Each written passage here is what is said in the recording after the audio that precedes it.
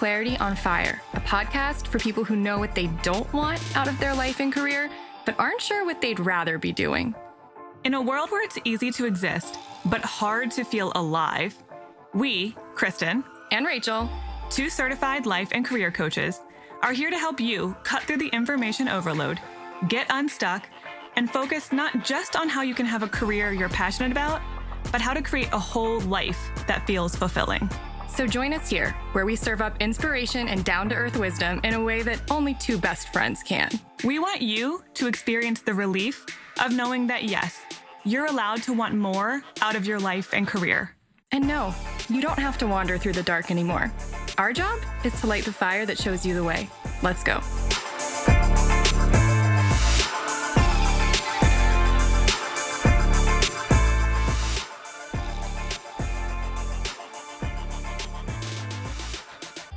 We're back. We haven't done a video side chat in a little while. I was We missed sick one 'cause- last month. Was that just last month? Yeah. Oh my God. Like a lot has happened, and yet nothing has happened in that time. warp. So, hello, welcome back. If you are finding us on YouTube and you have no idea who we are or why we're doing this is a podcast. We only do videos once a month, but we do podcasts twice a week, every week, indefinitely. So we post all of our episodes on YouTube, but if you want to go back and find literally everything we've ever published, you got to search for Clarity on Fire in your favorite podcast app. Or for most of you who are Yeah. probably listening on your podcast app, if you want to see our lovely faces talking at Please you, don't oversell the situation, okay? then I don't know if it's really worth watching us talk, but if you really like it, you can go to YouTube. I have on earrings that are not. You have dangly. I have hoopy dangly earrings on today, which I never do. So if that you have a weird thing about dangly earrings. I don't know why you think. Do you know look what's weird funny? in them. Is that little side tangent that is not interesting to any of you. I just feel like whenever I wear dangly earrings, I look like my head is going to a party that my body can't live up to or something. And it doesn't suit your introvert. You mean? I don't know. It just doesn't. But I feel like I have an exception to hoop earrings. I feel like they have a different energy about them. A different vibe. Yeah, I don't know. So that's not interesting to any of you, and it's also very vapid.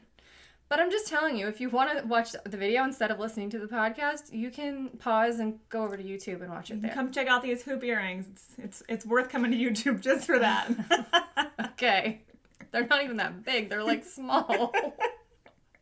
Okay, so I gave Kristen two options of what we could talk about for our side chat. And for those of you who don't know what a side chat is, it's once a month Kristen and I sit down, usually on video as well, and we riff about something without much planning at all, just a subject, a topic that feels relevant, that's coming up, and we just, I don't know, divulge whatever we're thinking about it without a nice outline, which normally I like a good outline.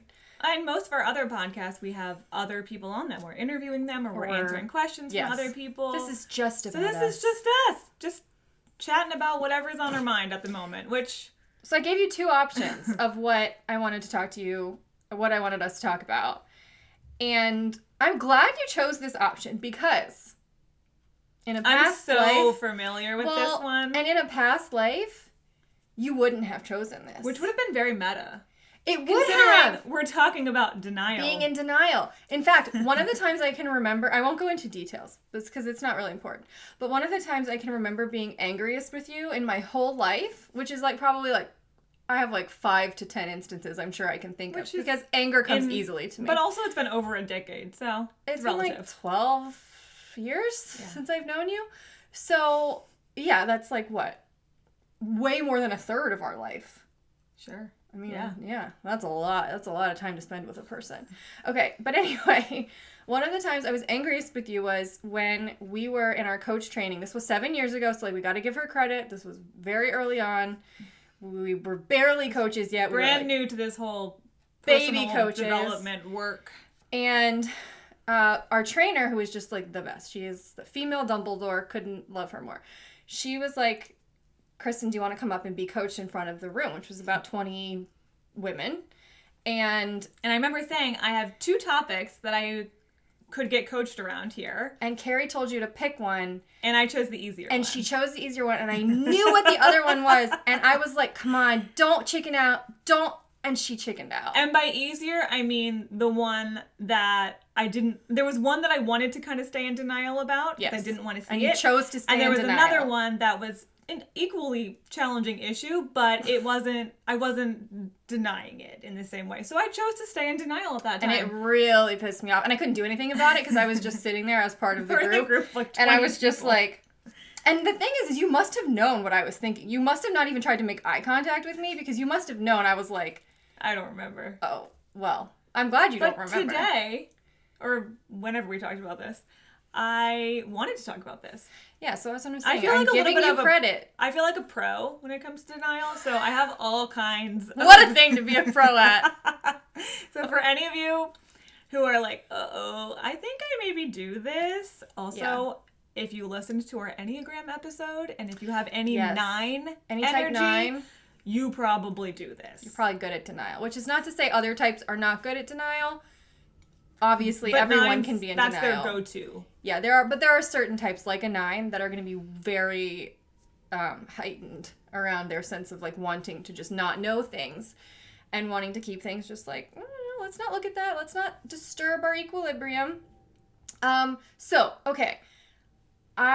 Before we get into, we're going to talk about like what our definition of denial is, just so we're all on the same page. We're going to give you some examples, like signs and symptoms, so that you can tell if you're in denial. And then we're going to talk about what to do about it. How do you get out of denial without maybe your whole life crumbling around you, which is often the fear, I think. Mm-hmm. But before we do that, I just want to address a couple things. One, a lot of you are going to listen to this and you're going to be like, oh no. Am I in denial? And I want to just assure you that I think a lot of people who are interested in introspection and self-awareness and pulling the layers back on themselves are less likely to be in deep denial. I'm not saying that you don't have layers of denial, because I do think denial exists in layers. It's not an all or nothing. Denial is an onion. Yeah, for sure. So I don't want you to like try to create problems where there are not problems if you're listening to this, because I think that's not helpful. But I do think, yes, there could be smaller things or layers that you might have denial around, so be open to considering that. And then there are some of you who might want to shut this off within like 5 seconds because it's triggering you that much. You are the person I really want you to stick it through, and I want you to watch all the way to the end. I also want you to recognize if you're sitting there and you're thinking, my friend really needs to listen to this. Oh my God, right? Or my sister really needs to hear this. Just, maybe do a little self-check if that's where you're going. You might be doing a little projecting.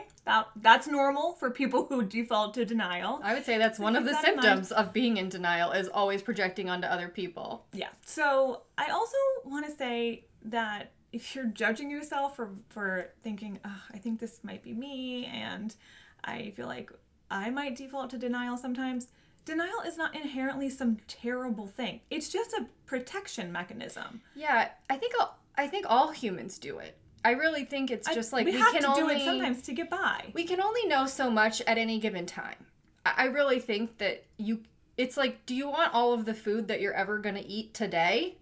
No, it would kill you to try to eat it, and you would waste 99.99999% of it, and then you'd be dead. Really not useful. So I think that realizations and introspection and self-awareness is the same thing. You don't want all of it right now.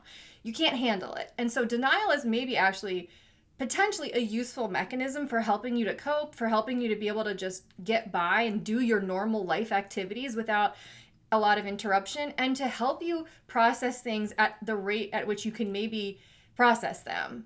But I think a lot of the time we get stuck in denial, and we're not processing like consistently, and we're not healing from it.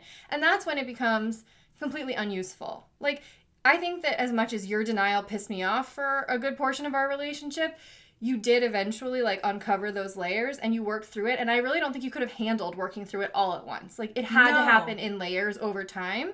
And that's okay. Right. So we're talking about the getting stuck piece, not the sometimes using it as a protective mechanism. It's almost like your body going into shock sometimes when you get a strong injury. You just sometimes have to shut out all of that because it's too much and it would really, really overwhelm you. But at some point, you're going to have to deal with it and work through it and heal from that. So if you're getting stuck in it, that's what we're talking about. Yeah. You're going to experience it sometimes. That's just normal. That's part of being human. Okay, so what are the signs? Well, we didn't talk about what it is. Oh no, we didn't. We gotta define it real quick, just to make sure we're all on the same page. So I would call denial willfully not knowing what you need to know. Like, I'm just gonna try to not know something. Yeah, purposely not looking at something. Yeah. Because of fear.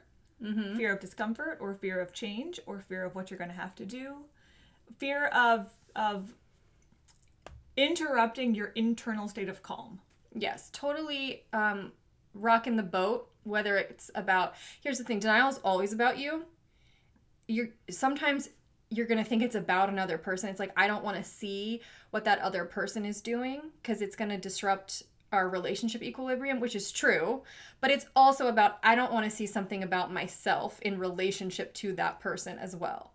So it's always inherent to who you are, and it's also about what you do or don't want to see in someone else, or you want to know or not know about your relationship with them. Mm-hmm. Yeah? Yeah. It's denying the truth of a situation. That's it. In favor for a more comfortable story. Yeah, so that you don't have to maybe know something that's going to throw out your whole, like it's going to throw off the balance of your whole life, or completely disrupt your emotional equilibrium, or make it hard for you to function. Again, I think it's self-protective. So it's like, I want to keep functioning, so I don't want to know that. Because like, it's going to disturb my whole life. Yep. Yeah. And often denial, you can have denial squared. So you can be in denial and then be in denial that you're in denial. Oh, yeah. And that's actually what we're trying to do here is first, let's even recognize if you're in denial. That's why we want to show you the signs and symptoms, because you may not even recognize that as denial because you don't even want to look at the denial, which I know is talking in a very circular way, but that's how it works. It just balloons outward until you don't want to look at anything you don't want to see. Mm-hmm. Okay. So... signs. We've got a handful of them. Mm-hmm. There's no order. We're just spouting them off. Okay. You're spending a lot of time rationalizing, which I would define as making justifications or making excuses, trying to diminish something. Well, he does this, but it's not really that bad because in comparison to other stories that I've heard, this is totally normal. When really on some level, you're just justifying bad behavior. Well, they might not know on some level. I mean, maybe they do, but they're not willing to say that on some deep level yet. That you're not ready to see yet. But if you find yourself making a lot of excuses, making a lot of stories up, My coworker's just going through a really hard time, but they're always going through a stressful time. Mm-hmm. And so you're just constantly making up excuses, but the behavior is not changing. So at this point now it's just a rationalization. Mm-hmm. This is what we're talking about. Mm-hmm. This is one I'm familiar with because I'm also got a PhD in it. I feel like most of us in Western society, I have an overdeveloped logic muscle. That's not actually I'm more of an intuitive, emotional person, but living in this society, you have to be a logical person. You have to explain yourself. You have to defend your decisions. And I got really good at that. And so I would do it to myself. Mm-hmm. So I would rationalize to myself why this was normal or why this was okay or why this wasn't so bad or why something else would be worse. And it's about toleration. You're tolerating something that if it were genuinely just a good situation, you wouldn't need to keep explaining to yourself why you're in it, why you're doing it, or why you're not doing it. But because something's a little bit off, you have to keep defending your decision. Yeah, you shouldn't have to rationalize something over and over again if it's truly just fine. If all's good, why are you finding yourself making excuses and justifying that often? That's a red flag in and of itself. Okay, another sign. I could get into like a whole podcast about each and every one of these things, which is hard. I did it. I did the thing I hate. I said podcast instead of episodes. I'm going to remind you of that later on. It just feels like such an old lady thing to do, is like call an episode a podcast instead of an episode. Okay, I just gotta let it go. No one is you perfect. You broke your own rule. Yeah, you love it when I'm wrong, because it so rarely happens. Satisfying. Okay, so another one is you avoid people who might challenge you to see the truth, and you only seek out advice from people who you believe will not upset your equilibrium or tell you that you're off base. Oh yeah, when you go to people who you know are going to agree with you. Mm-hmm. And they're going to be like, oh, yeah, that was terrible. Or, oh, girl, you should stay in that. There's no problem with that. Because they're just going to mirror back to you. They're very safe people in that way, and you only go to the safe people. And there are certain people that you're particularly keeping things from because you know they're going to challenge you. Mm-hmm. Or they're going to ask some questions, or they're going to push back, and you don't want to see that. You must have had a hard time. You're someone who's always going to push back. Always going to push back. So that's been helpful to me and hard I know, at the same time. If you're around me, you have a hard time being in denial because I'll just keep calling out your bullshit, and eventually you're going to have to look at it. Though she did a really good job of not looking at it while I was calling her out, which I think is very impressive. Mm-hmm. Maybe not. But then I would go back to the rationalization. So you see how they can feed into each other. So I will other. say, it's not like I haven't done this. I mean, I remember, again, this was 7 or 8 years ago. So again, we got to give ourselves credit for growth, and being in your early 20s means you can make mistakes around certain things. It's okay to still be making these mistakes. Well, I know, but there's just more of like leeway when you're in your early 20s, right?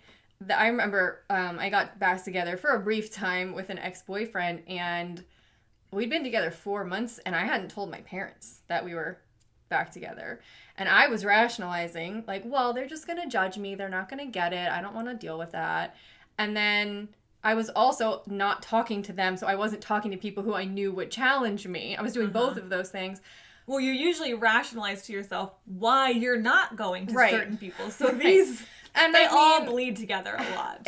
And eventually I did tell them, but the reason I was putting it off was not because I thought the relationship was right. It was because I knew that if I told them, I would be much more likely to hear the truth I didn't want to hear at that moment. Mm-hmm. And the reason I was doing it, and maybe this is like just a good, really small tangent to take, is the reason I was in denial was because at that time I was really lonely. Like, I wanted a boyfriend even though it wasn't the right relationship, because I just felt very isolated from the world in a lot of ways, and I just didn't feel like I was close to a lot of people, and you were off with some dude I hated, and so I didn't have that connection to sustain me, and so I was just like really alone, and it felt comfortable to go back to a relationship that I knew, even though I knew it was wrong. And so I was getting something out of it. Like, denial always means you're getting something out of it, or else you wouldn't be doing it. Right.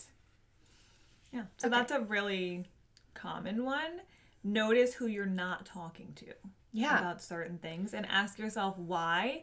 And if the answer is a rationalization or a justification, good sign you're in denial. I will say, and I don't want to complicate matters more, but I do think people can handle me complicating it a little bit because you guys are smart. But I understand that sometimes you can be struggling because you're like, I think that person might judge me. And so you're thinking, are they going to judge me, or are they going to tell me the truth? Do you know what I'm saying? And you want to know what? Sometimes it's both. Like, sometimes they're genuinely like going to judge you, which isn't cool, but sometimes they're actually going to point out something that is true that you don't really want to be true. And so it can be hard, because then you can use that as an excuse to rationalize. Well, they're just judging me. As opposed to maybe see, is there a kernel of truth in what they're saying? Maybe not all of what they're saying is true, but is there a kernel of truth in what they're saying? And often the answer is yes. Okay. right? And what we're not saying is go tell every single person in your life every single thing about your life. No. But we are just saying, ask yourself what's going on here if I'm Right. purposely hiding something from someone. Yeah. And there's a difference between that person just doesn't need to know that about me. We're just not that close. Or they've always judged me and they've always made me feel like crap. Yeah. Versus her not wanting to tell me stuff is very different.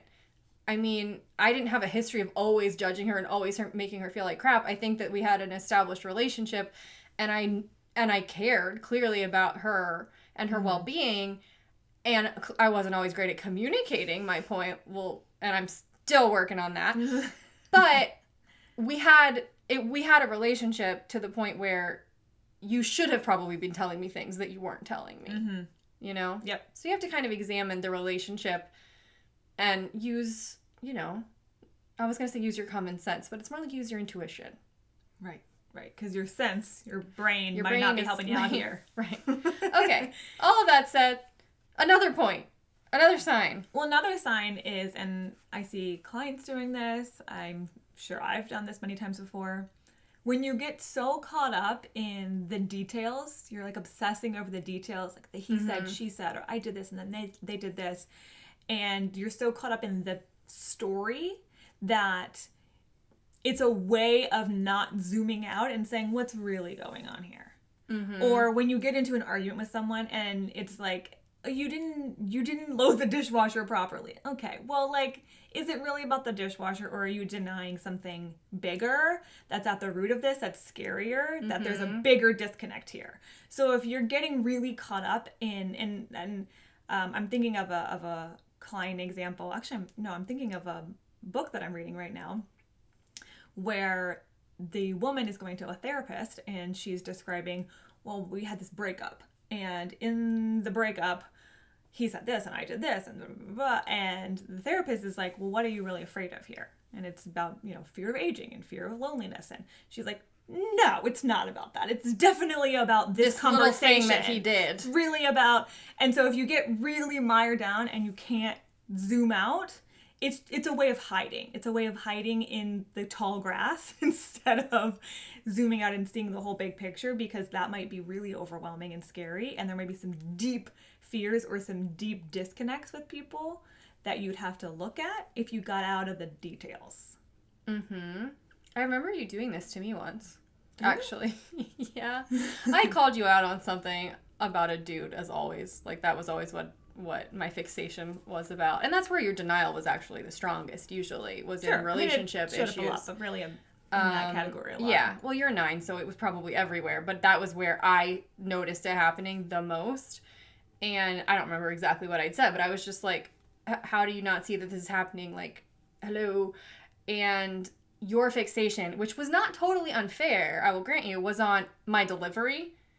Yeah. So that you didn't have to address what I was actually saying. You fixated on the minutia of how I said it, which, again, probably could have been better because I wasn't as diplomatic, I'm sure, in that moment. I was just being like, what, WTF, And you totally glossed over what I was saying, though, and like just fixated on how I said it. In favor of the minutia of the how delivery. I said it. Yeah. Yep. And I was like, hello. And I knew you were, I mean, it was very obvious what you were doing, but I couldn't get you to see that because you were very determined in that moment to be in denial.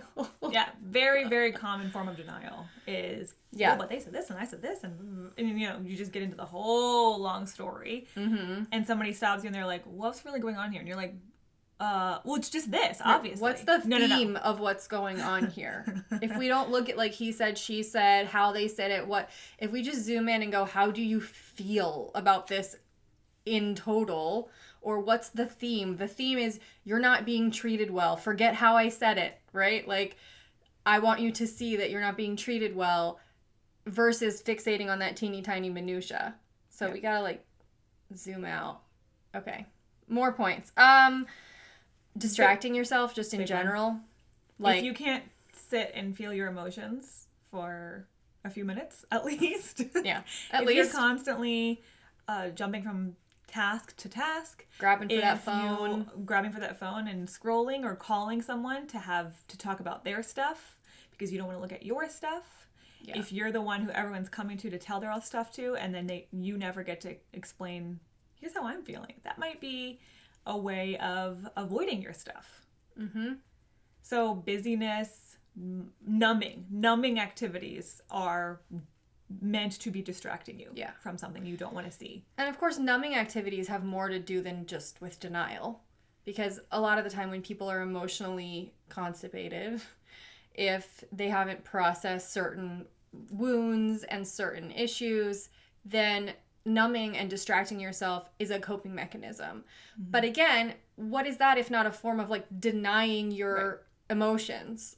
It's not always, so that's a good point. It's not always a fact that you're denying. It can be just you're denying your own feelings. Yeah. I'm unhappy with my work and I don't want to acknowledge that because what would I have to do about that? So I'm just going to numb myself out and pretend like it's fine. Yes. So yeah, it might be a fact, but it might be a feeling, or it might be a gut sensation that something is off. Right. And you're just distract. I've seen a lot of clients have this with their parents, where they'll kind of rationalize, and it's understandable, but they'll rationalize sort of their parents, the way their parents treated them or the things their parents said. Because usually people don't want to think badly about their parents because usually their parents didn't realize what they were doing and it wasn't intentionally harmful. But I'll often find them rationalizing and like denying and numbing their own emotions so they don't have to feel hurt by things that happened when they were kids. And things that they're like, well, that really wasn't a big deal, but then they're harboring such a wound around it. Like I had a client whose mom said to another mom in front of her, like, oh, she's just like so shy, I can never get her to interact with anyone, which like may have been a harmless comment, but for her it really it made her feel even weird. It made her feel like the weird kid. Yeah. And so, but she was rationalizing, oh, well, I'm sure she didn't mean it, and I'm sure that she was kind of right, I am an introvert, but she wasn't acknowledging the pain of having her mom make her feel like she was the weird one. Yeah. And like that minimizing. Minimizing your own pain and discomfort. And so then distracting yourself and numbing yourself so that you don't have to feel the legitimate pain that you experienced. Because then often you don't know what to do with your pain. We're going to talk about that in a little bit.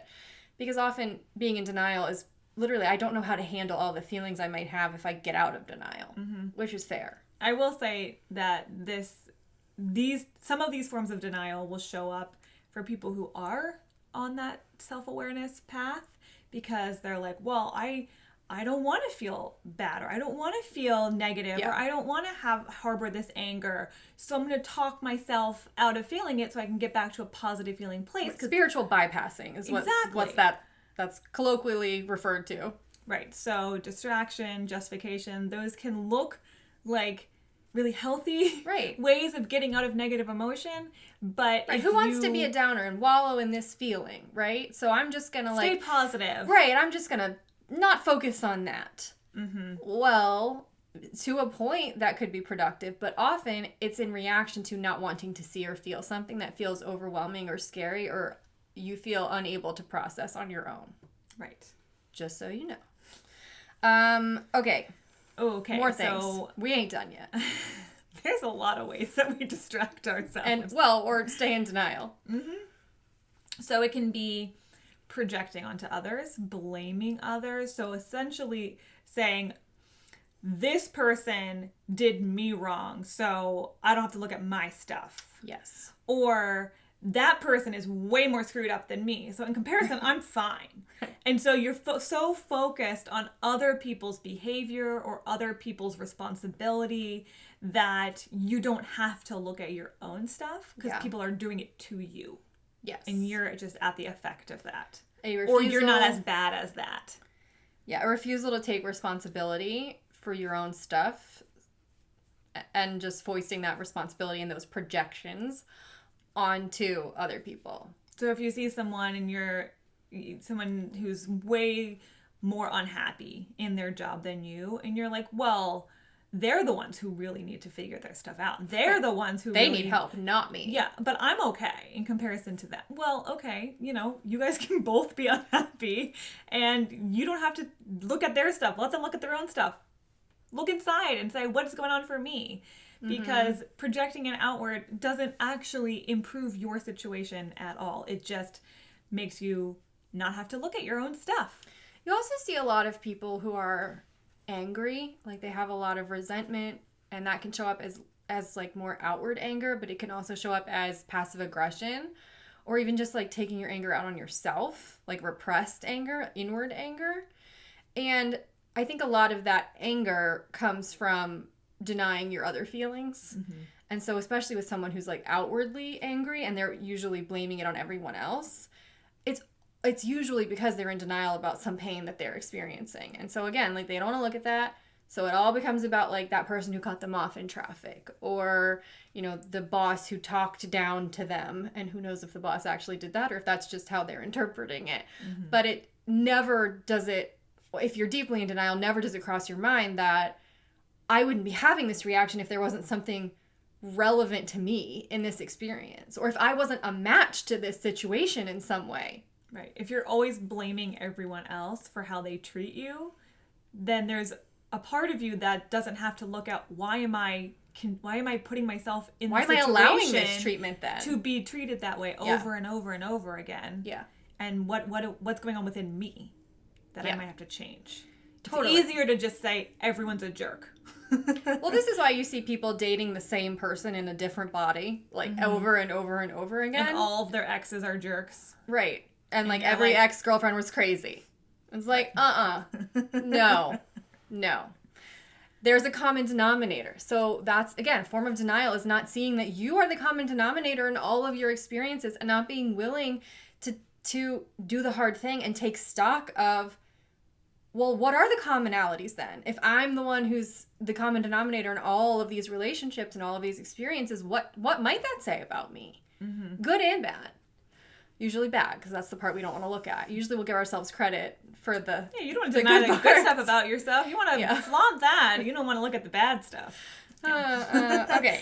And I also want to talk about the physical symptoms mm-hmm. of denial. And these I am very familiar with. So I know the difference between defending something that I believe because I genuinely believe it and I want to explain that to someone, versus getting defensive because someone poked me in a way that I didn't like. I didn't want to see that. And so now I've responded in this overly defensive way, and it feels different in my body. So when I'm there's this really uncomfortable like tension. I'm like, even as I'm feeling it, I'm like, ooh, I feel it in my body right now. Situation. Yeah, it feels like I want to crawl out of my skin. It feels tense and tight when there's something that you're not looking at. You know what it feels like when you lie to someone blatantly?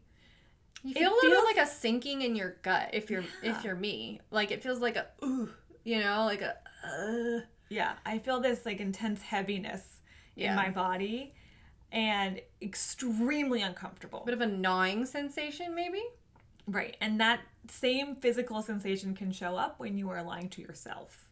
Yes. And so if you're experiencing a lot of tension and discomfort and not wanting to be in your body, a good question to ask yourself is, why? What am I afraid of? What am I afraid of seeing or experiencing if I sit with this discomfort for a little while and ask some questions about it and look at what's causing this? Mm-hmm. Can I add one more thing to the list? Sure. Which is this is the most manipulative, maybe, form of denial, telling yourself half-truths so you don't have to tell yourself the whole truth. Oh, that's a very common one. So I've had clients, and this is hard because when you have a client who's not ready to see something, you can't do anything about it. Like, well, that's not true. You can, to a point. You can push to a certain point, but if you realize they're not ready to fully go there, you can't make them because it's just, they're not ready. It's not their agenda. I have a client who I coached 2 years ago, and I kind of could tell, like, very quickly into that coaching relationship that she was then going to end up divorcing her husband. Like, she was not happy with him at all. They were not really a match. She really shouldn't have gotten married in the first place. And I could tell she knew that, but she wasn't ready to admit it. And then 2 years later, she came back and she was like, guess what? I'm divorcing him and now I need coaching. And I'm like, yes, she got there on her own. I was so happy for her. And I know it's a hard thing to go through, but she's so much happier now. But I've worked with a number of people who were at her level at the beginning where she just wasn't ready to see it. But she would kind of tell, and this is just common, I've heard them all, like tell half-truths. So they'll admit to a certain point when something is wrong, but they won't go like the full Monty with how wrong it is. So they'll be like, well, yeah, he can be a little bit lazy or something, and then they'll kind of like rationalize it by covering the other half up. Or like, I did talk to him about how I want him to do more dishes, but it's like, but what you're really upset about is that you're not actually compatible. Right. So the dishes don't really matter. So sometimes being willing to tell half-truths feels like it's a remedy for denial.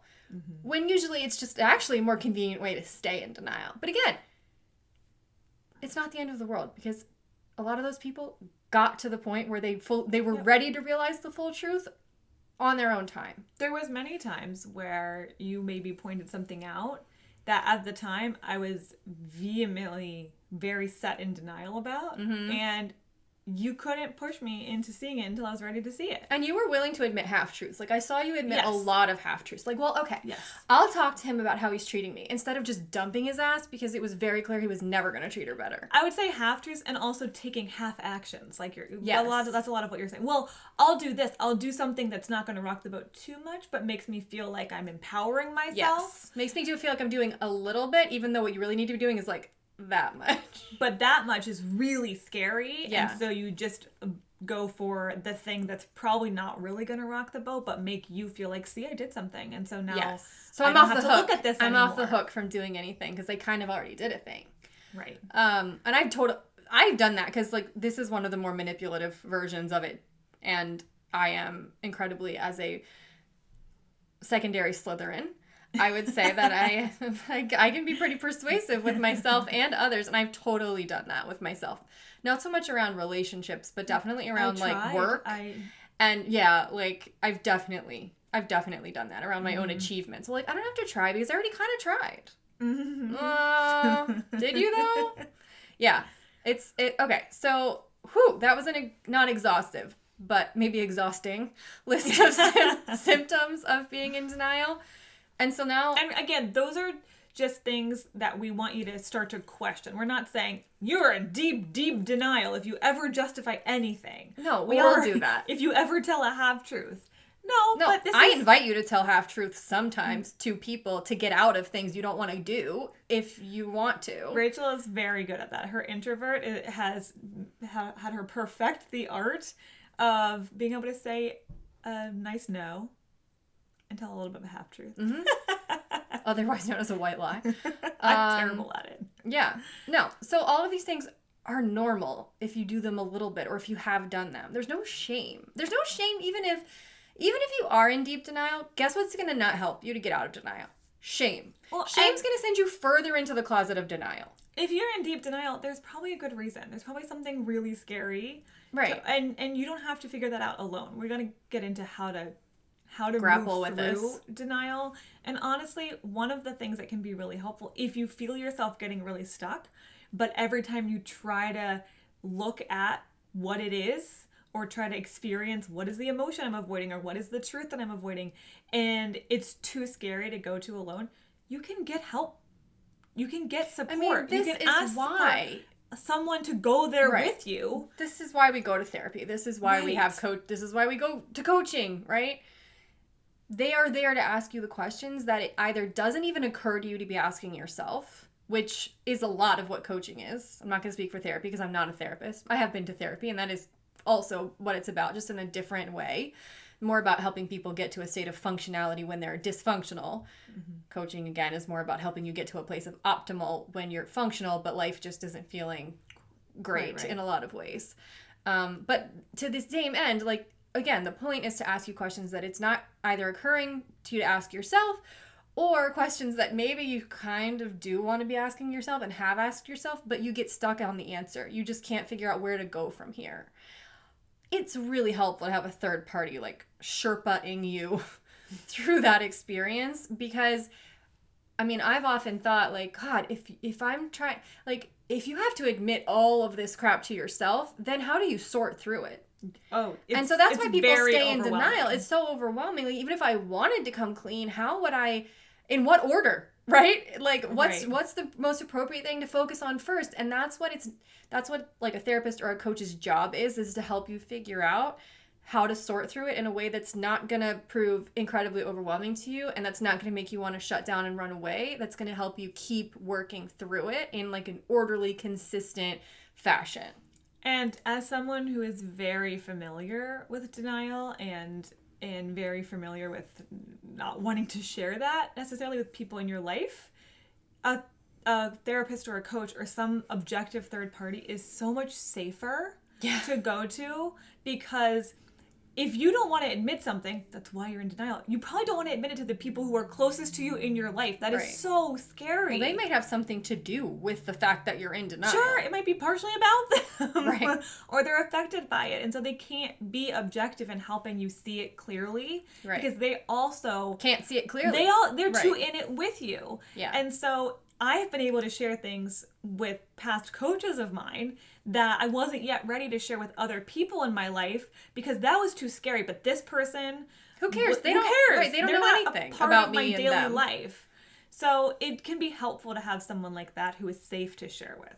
Yes. It's a very sacred space when you have that container. And it just feels really good to get it all up and out of there. Yes. And then have someone else tell you how to sort through it.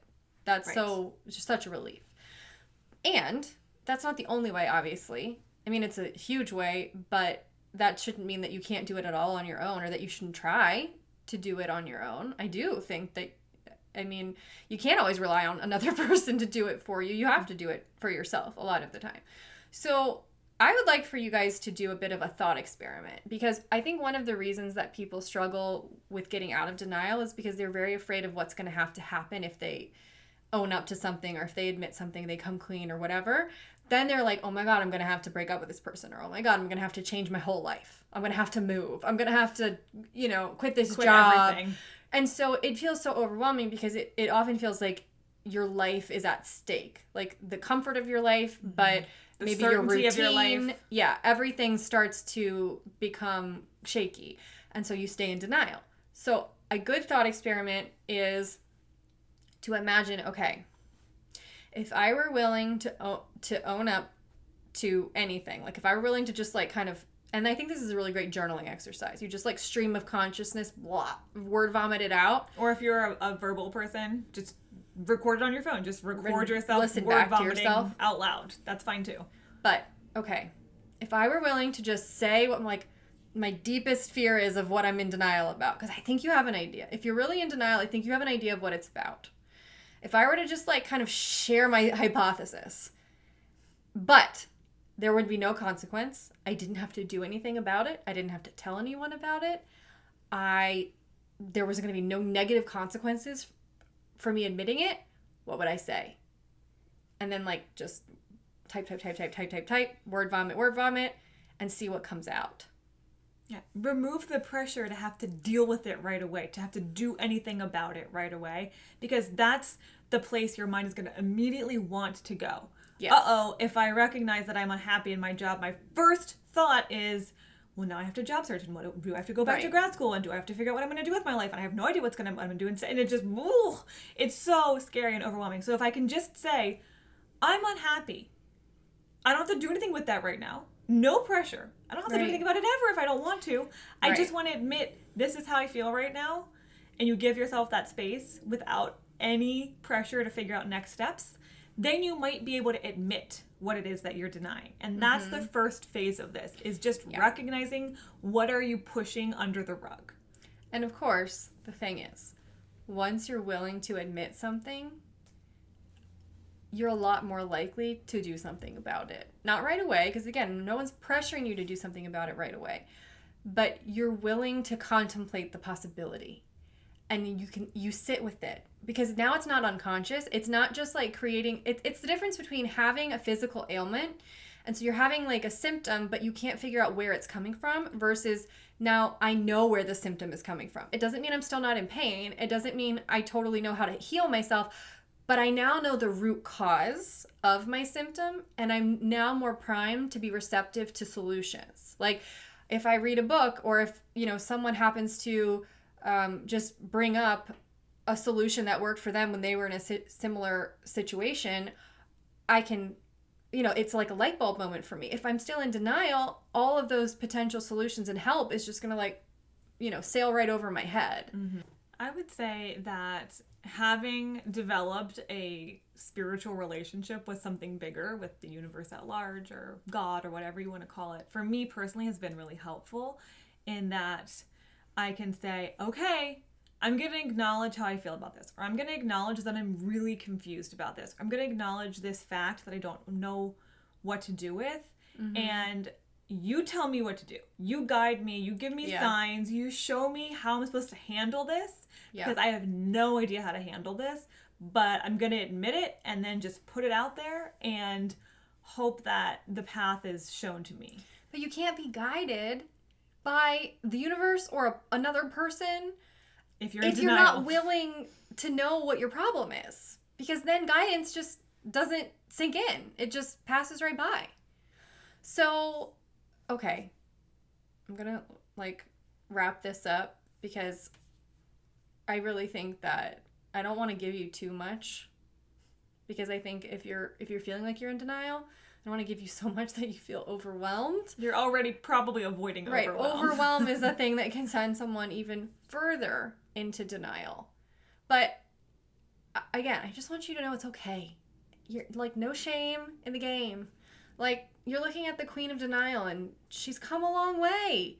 I have. You can come a long way too. I've met so many people who started out not wanting to know something, and by the end of our relationship with coaching, or again, years later, I hear from them and they've gotten to that point. And so you can get to that point too, if you're just willing to trust that if I'm willing to examine just a little bit, if I'm willing to ask myself some uncomfortable questions, then I don't have to know what to do with it right away. I can trust that the answers can come. I can find help if I need to find help. And I don't have to worry about my whole life is going to collapse just because I admit something. I'm going to tell you right now, I don't think anyone feels worse for having owned up to what their problems were, or what they were denying, or what wasn't working for them. People feel the truth shall set you free, right? It's going to catch up with you eventually anyway. You might usually, as well. It already is. Right? It already is a huge thorn in your side. The relief of not lying to yourself is immense. It really is. It really is. And it's okay if you're not fully there yet. Yeah. I understand if you're watching this and you're feeling very uncomfortable. That's Kudos okay. to you if you watched to the end, though. And it made you really uncomfortable. Right. And if you don't know what to do with any of it yet, that's fine. You may need to come back and watch this again. And peel off the next layer of the onion. That's fine. But this is just going to start having you question some things that you might be defaulting to, that might be signs that you're just not looking at something. Okay. And it should go without saying, but I'm going to say it, that if you need help with this, hello, this is what we do. This is what we do. I literally think I was placed on this earth, not to be dramatic, but I am dramatic, so we're just gonna, I'm just being true to who I am, to tell the truth. I feel like you cannot be in my presence. Really, as a coach, you do this too, but this happens everywhere. And I can spot it because I know it very personally. Yes. But I feel like you cannot be in my vicinity and not be willing to be honest with yourself. Otherwise, you just kind of bounce right off of me. It's actually great. Because the only people I end up attracting into my life are people who can tell themselves and me the truth, which makes for really good relationships. And the beauty of coaching is that there's no judgment. We're going to just lovingly ask questions and poke some holes. Poke and prod a little bit. But we're not going to be like, oh my God, I can't believe you think. That's just not the role of a coach, and that's not who we are. And as I said earlier, even I, who's pretty damn good at calling people out, didn't force anyone to see something they really truly weren't ready to see. And I can always tell, just intuitively, I can always tell how far someone is willing to go when it comes to what they're willing to see and not see. And I don't push it too far. I never have, because again, I understand that there is a journey and layers that a person has to peel back on their own sometimes, and that's fine. But we can certainly get you to the point that you're willing to get up to, for sure. Ready to get up to. Ready to get up to. Yeah. So to that end, I'm not going to tell much more yet, but in a couple of weeks, we'll be sharing more information. But just to plant the seed, just to prime you, it's coming up to that time again in October when we're going to be taking on a new round of coaching clients. Back in June, we shook things up. We made an announcement that instead of taking on clients whenever and however and willy-nilly, that we were going to be more intentional about taking on clients in official waves about 3 times a year. And so that was already 4 months ago almost, which sounds wild. But we're going to be doing that again in early October. And so we'll be taking on 20 to 25 people-ish. So if you're interested in that being you, then just stay tuned because we'll be giving you more information in the coming weeks. And then we won't be doing it again until probably, it might be longer, honestly, between October and the next time we do it. It could be February, or I would say it could probably be more like March. So it could be even longer. So a little while. If you don't want to wait until 2020 to get your crap together or to get out of denial, then October would be a great time. And honestly, this to me feels like a really great time to get into this kind of stuff because then you feel like you are so prepared to go into the new year with a plan, with direction, getting rid of some of your old crap that's holding you back. 2020 can feel like a very different year, and you can start that now. If you start it in January, that's fine too, but you might have a little bit for change. Yeah, you might have a little bit of a longer road ahead. Okay. So stay tuned for that, and we will see you on Tuesday with a new blog. I don't know whose it is. I didn't look at the calendar. I'm not that responsible before I started recording this. There'll be a blog just like normal on Tuesdays, so check us out for that. Okay, bye. Bye.